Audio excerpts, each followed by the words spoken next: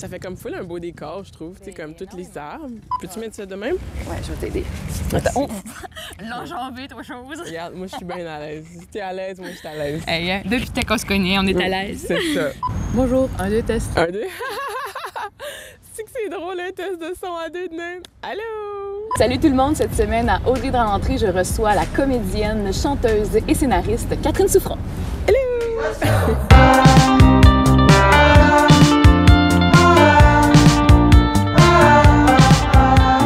Écoutez, moi et Catherine, on se connaît depuis longtemps, puis juste dire que notre première rencontre, c'est quand même un point assez marquant dans le début Vraiment? de notre processus en tant qu'actrice. On s'est rencontrés dans un cours de jeu caméra. Moi, je venais de sortir de l'école de théâtre, c'était mon premier cours de jeu.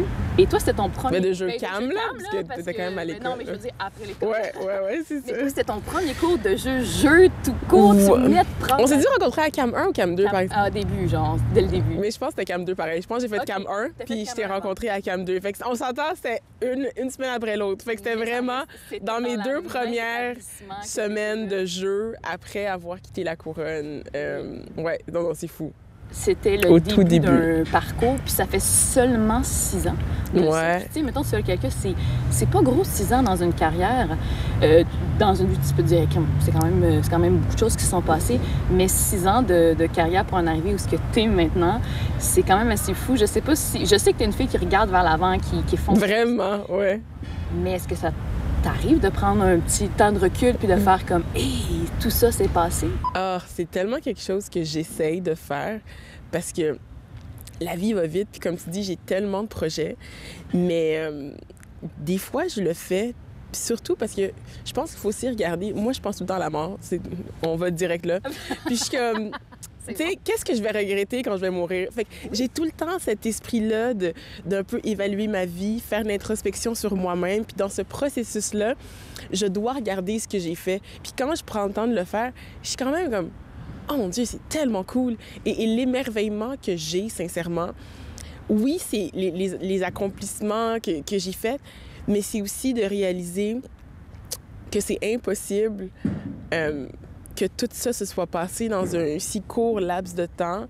C'est quasiment impossible, ça relève du miracle. Et c'est là où je réalise et que ma gratitude me remplit que oui, c'est mon travail. Moi, je pense que j'ai eu le courage de m'aligner avec la track qui était pour moi.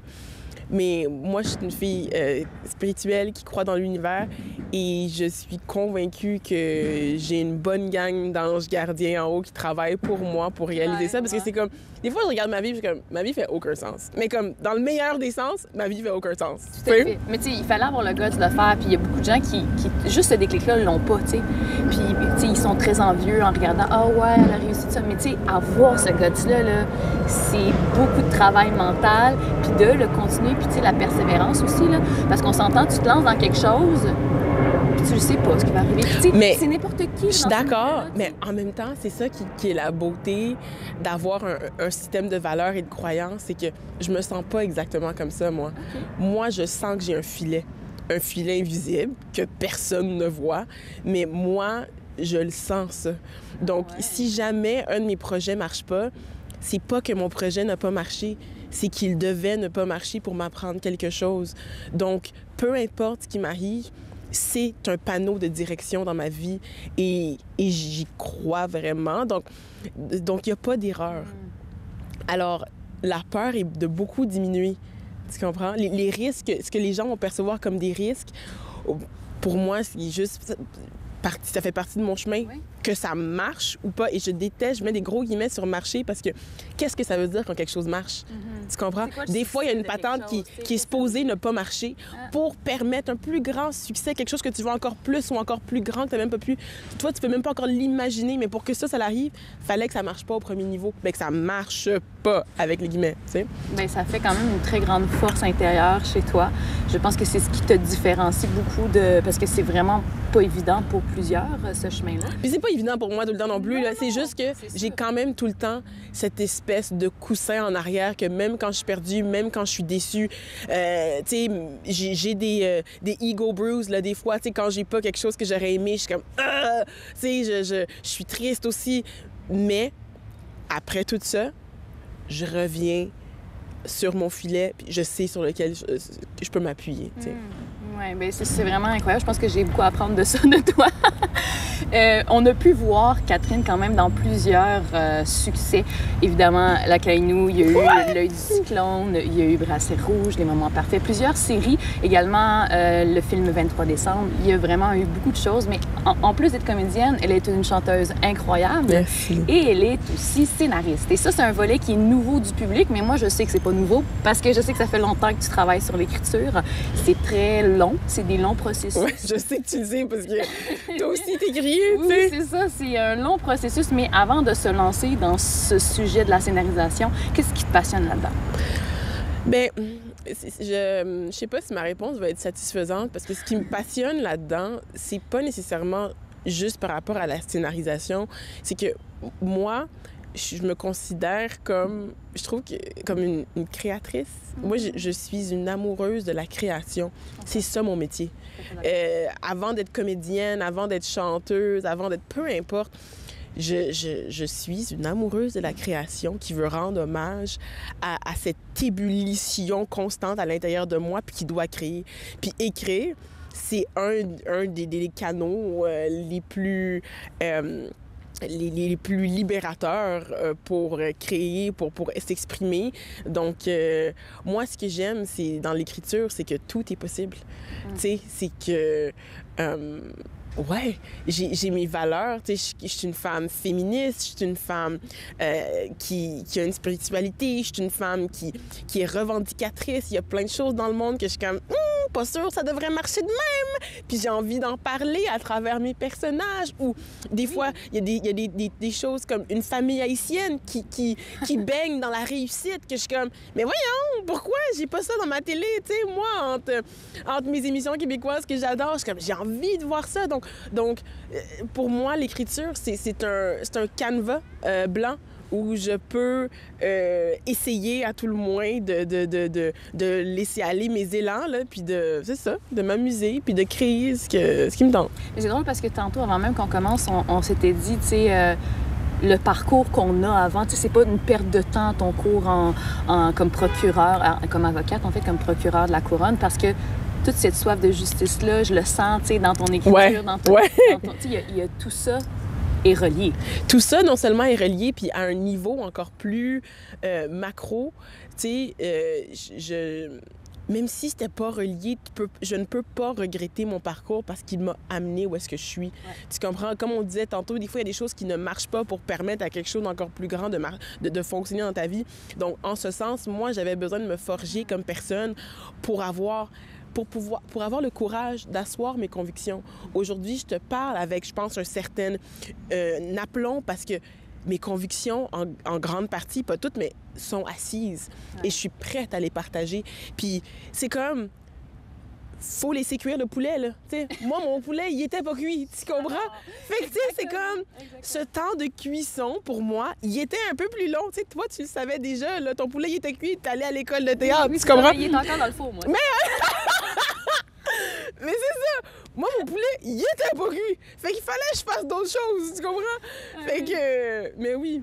Mais pour avoir beaucoup écrit, moi aussi, je sais que, bon, comme je te disais, ça prend des années, mais je me suis déjà fait dire par un producteur, puis je sais pas si on t'a déjà dit ça, mais que ça prenait au moins une dizaine de projets d'écrits, au moins une dizaine de projets développés pour qu'il y en ait un qui fonctionne. Toi, comment ça t'a pris de temps avant qu'il y en ait un qui fonctionne? Moi, je trouve ça tellement intéressant parce qu'il y a tout le temps des standards. Il y a tout le temps des barèmes. Il y a tout le temps... Et comme à outrepasse. C'est pas comme ça que je dirais ça. Dans la vie, là, le matériel, les gens, la société va te mettre des limites. Oh, ma fille, ils vont t'en mettre des limites puis des bâtons dans les roues. Fait que moi, ma question pour toi, c'est pourquoi tu t'en mettrais, pourquoi tu t'en rajouterais? Tu comprends? Vu de même. Pourquoi j'irais rentrer des croyances qui viennent me limiter dans ma tête? Quand, de toute façon, là, genre, il y a des trucs très concrets qui vont m'empêcher de réaliser certaines choses. Mais moi, je vais pas en rajouter dans ce panier-là, par exemple. Non. Puis ça, c'est quelque chose qui, pour moi, j'ai vraiment dû couper quelque chose. Là, quand j'ai quitté la couronne, j'ai rompu avec ce panier de projection de peur des autres. Ça, c'est la peur des autres. Moi, j'ai mon filet. Bye. Fait que, tu sais... Ceci étant dit... Non, mais... Laissez-la passer. Non, mais non, c'est sans prétention. Non, parce que oui, si je bêche, si je tombe, je suis correct avec ça. Ouais. Tu comprends? Puis ça l'arrive, tu comprends? Puis c'est juste, c'est pas sur mon Instagram. Fait que, tu sais... Mais tu comprends? Il faut aussi faire face à la peur de l'échec. Tu comprends? Ça vient avec ça. Parce que, oui, je suis comme, laissez-la passer, mais laissez-la passer peut-être pour qu'elle aille mieux se péter la face. Oui, et ça, c'est correct aussi. Un échec, c'est juste une façon d'apprendre, tu sais. Fait que, tu sais, exact, tout à fait. Fait que, il y a beaucoup de gens, quand je suis rentrée dans le milieu artistique, qui me disaient, tu sais, Catherine, il y a beaucoup d'appelés, peu d'élus, blablabla. Tout ce genre, c'est un peu dans le même ordre. Je pense que le producteur te dit, il faut 10 projets pour un qui marche. Sure thing! C'est sûrement ça, tu comprends? Mais J'adore. ça rebondit dans ma tête, ces affaires-là. Puis je suis comme, ça se peut que moi, ce soit le 20e qui marche. Ça se peut que moi, je dois en faire 19. Je ne sais pas qu'est-ce qu'il y a devant moi. Ouais. Mais cette peur-là, je ne veux pas... je sais pas comment, mais Elle j'ai va pas été... mener. C'est pas son moteur. Je veux pas la rentrer dans ma tête. Tu comprends? C'est pas à moi, ça. Fait que moi, ma job, c'est de créer et c'est d'essayer de tomber puis de me relever. Et les projets qui doivent vivre vont vivre. Exact. C'est amené à toi un super gros rôle, le premier rôle qui a fait quelque chose, qui a tout débloqué dans ta carrière, celui dans L'œil du cyclone. Ouais. Ça t'a permis d'avoir une récurrence à la télé. Ça t'a permis d'avoir des méchants bons contacts, on va se le dire. Et j'ai vu que tu avais aussi participé à l'écriture de la 2e saison. Ouais. Donc là, c'est comme un début. Tout ça se s'enfile, se suit. Tout à fait. Tout est dans tout. Comment ça vient à toi, l'écriture de cette quand même grosse série-là? Là? Ça vient d'une gang de gens hyper bienveillants qui, en fait, oh mon Dieu, je veux faire ce cours, là, mais le cyclone, j'ai décroché le rôle, la pandémie est arrivée, le cyclone a été annulé, on savait pas si ça allait revenir, fait que c'était très... Dans notre tête, c'était fini. Là, moi, j'ai commencé à être comme, OK, bon, ben je voulais aussi écrire. Commençons dans les projets d'écriture. J'ai commencé à faire des pitchs. Entre-temps, le cyclone est revenu. Mais t'avais jamais écrit avant la pandémie? J'avais jamais écrit avant la pandémie. Mais je savais, tu sais, quand j'ai quitté la couronne, moi, je disais, je veux écrire, jouer, puis chanter, parmi d'autres choses. Mais tu sais... donc voilà, là, le cyclone a recommencé. Et sur le plateau, je parlais avec Véronique Loutier, puis j'étais comme, ben ouais, j'ai commencé à écrire des pitchs, puis tu sais, comme... Puis... j'aimerais ça écrire. Puis là, j'ai une nouvelle idée, là, une patente avec une famille haïtienne. Puis Véro, comment? Tu devrais en parler avec Frédéric Pierre. Mais non, là, je parle de l'Acainou. Toi, tu me parles de L'œil du cyclone. Ouais. Pour L'œil du cyclone, en fait, ben, c'est juste que j'en parle. Tu sais, c'est mes amis, c'est des gens que je côtoie, que j'aime, que j'apprécie, de mon intérêt pour l'écriture. Et ça s'est rendu à Dominique, qui est le principal auteur de L'œil du cyclone. Et... qui a entendu ça entre les branches et qui m'a dit, ben Catherine, veux-tu essayer une ou deux scènes? Puis c'est ça que j'ai fait. Puis... C'est surtout une série à sketch aussi, donc là, c'est bon parce que tu peux vraiment faire un bloc, tu sais, dessus. Ben, tu peux juste écrire une scène de sketch. Pour vrai, c'est tellement tough. C'est l'affaire la plus tough jamais faite. Ah ouais? Ben, c'est parce qu'il faut que... l'humour, là, c'est quand même... Oh là là! Puis le cyclone, c'est tellement bon. Le niveau d'humour est très élevé et c'est vraiment de la comédie pure avec des punch-out à la fin. Donc, il faut aussi que ça punch. En tout cas, c'était toute une école. Exact. Ouais. Mais c'était génial. Puis c'est parti de moi qui partage vraiment ouvertement, comme juste ma vie, mes désirs, et de gens hyper généreux qui ont cru en moi, qui ont voulu me donner une chance. Et voilà. Ça a été le début. Et après ça est venu là... Mais avant le cyclone, j'avais écrit quelques scènes sur le pacte. Oui, donc, on m'avait déjà donné une chance. Je pense que c'est encore une fois, avec ma grande bouche, je parlais à tout le monde que ça me tentait d'écrire. Puis que encore la même gang de L'œil du cyclone qui m'avait référé à l'équipe du pacte et qui m'ont permis vraiment d'écrire là mes premières scènes à la télé. Et ensuite est venu L'œil du cyclone et ensuite est venu l'Acainou.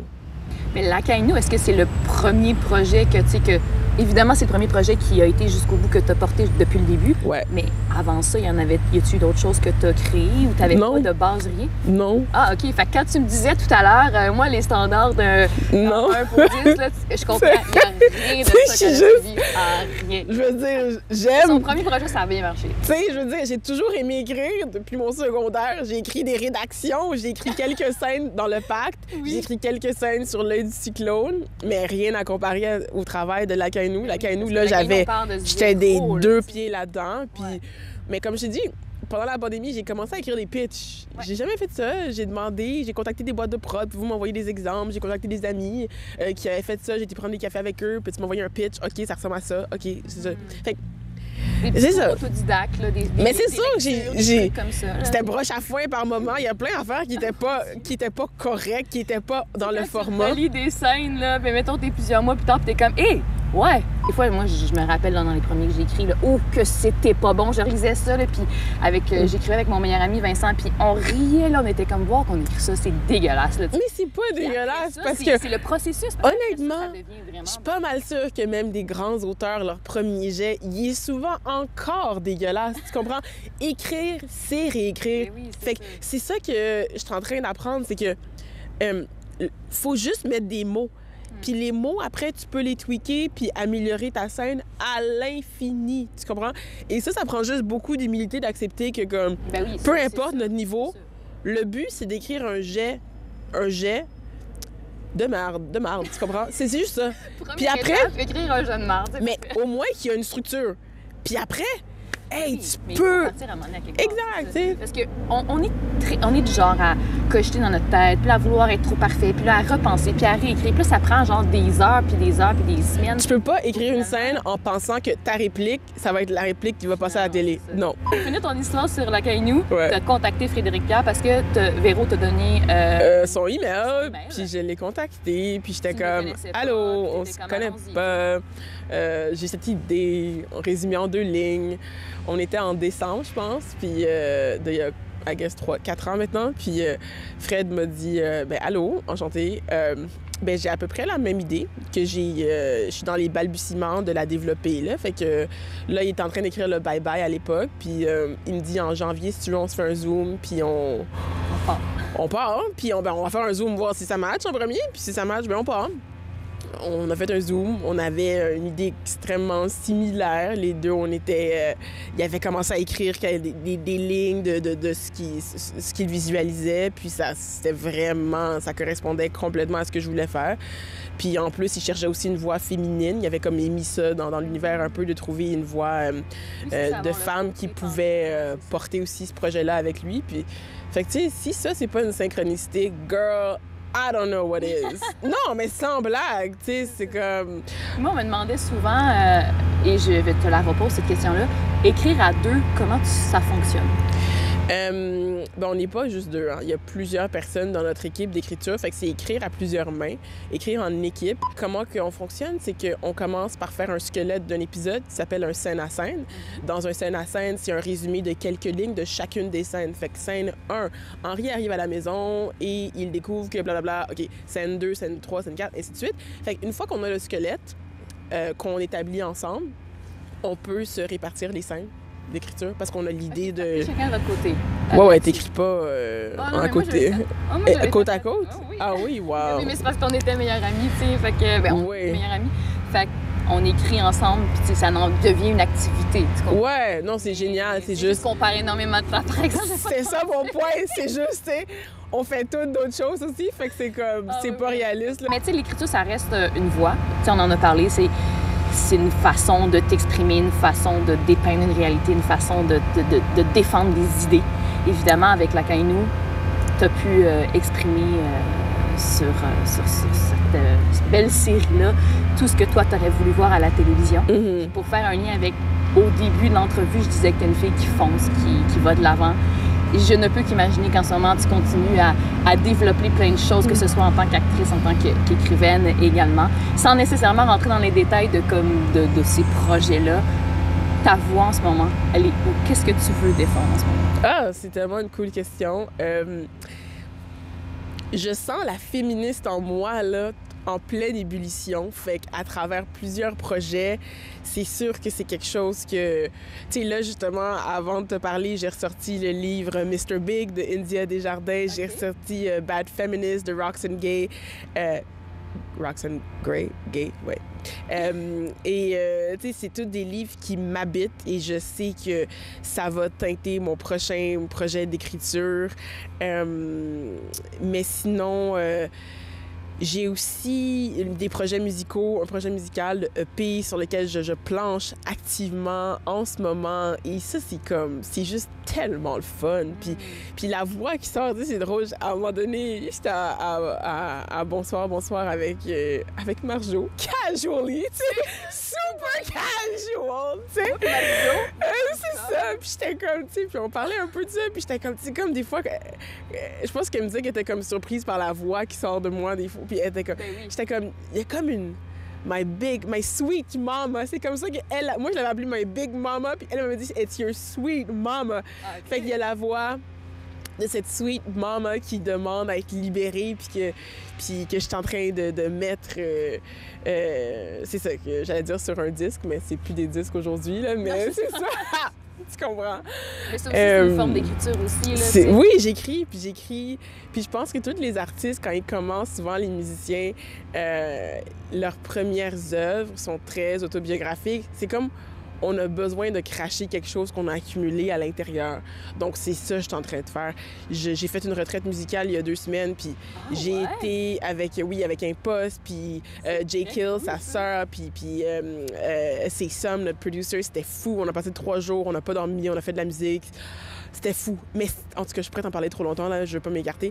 Mais non, mais tu t'écartes pas, au contraire. Non, mais tout ça pour dire que c'est ça, je travaille sur de la musique qui nourrit mon âme, qui me passionne. Puis c'est comme, je vais dire, oh mon Dieu, c'est une image absolument laide, OK? Mais, tu sais, il y a quelque chose de super intuitif. Tu sais, quand tu dois vomir parce que tu as une intoxication alimentaire, ton corps sait comment... Il sait comment réagir. Il connaît le mécanisme, tu comprends? Il connaît le chemin. Il connaît le chemin, tu comprends? mais c'est comme ça un peu avec des fois, je pense, quand tu commences puis tu as plein de choses à dire que tu as accumulées, il y a des choses qui doivent sortir. Il y a des chansons que j'ai écrites sur mon parcours, dont une qui parle du moment où j'ai compris que j'étais pas à ma place à la couronne. Puis c'est un moment qui est quand même sombre, tu comprends? Mais c'est tellement profond, puis c'est tellement... Mais il faut que ça sorte. Puis je te dis, j'ai pleuré avec ma gang, puis on a vécu des choses, puis c'est juste tellement beau. Fait que c'est ça que je suis. Quand est-ce que tu vas cet album-là? Là? Quand est-ce qu'on va pouvoir... J'y travaille, là. Écoute, il y a tellement d'affaires dans les prochaines semaines. Mais c'est dans les prochains mois, là. On est là. Il faut rester actif, il faut continuer à... Oui! À checker ce qu'elle va faire parce que tout va sortir là. Je comprends, tout s'en vient là. Tout va sortir, ça s'en vient là. Oh mon Dieu, c'est trop dégueulasse comme analogie, mais bref, OK? C'est ton analogie. Je sais, mais j'y mets fin maintenant, OK? Ah, cette analogie-là. Merci beaucoup, Catherine, vraiment. Merci à toi. La suite. Merci. Des scènes, c'est incroyable de te voir aller. Merci tellement, mon ami. Merci. Merci d'avoir été là. Je vous invite à partager, à liker la vidéo et on se retrouve bientôt. Bye bye. Bye!